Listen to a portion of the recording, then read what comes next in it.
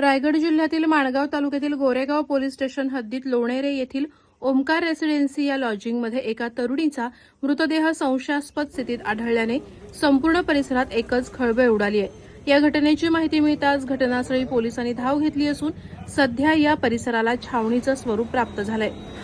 मिळालेल्या प्राथमिक माहितीनुसार लोणेरे येथील ओमकार रेसिडेन्सीमध्ये एका तरुणीचा मृतदेह आढळून आला।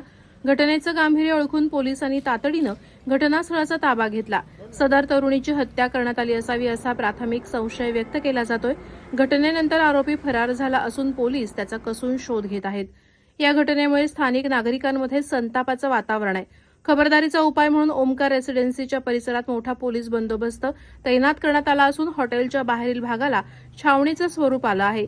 फॉरेन्सिक टीम पाचारण करण्यात आली असून पुरावे गोळा करण्याचं काम सुरू आहे। गोरेगाव पोलीस या प्रकरणाचा अधिक तपास करत आहेत।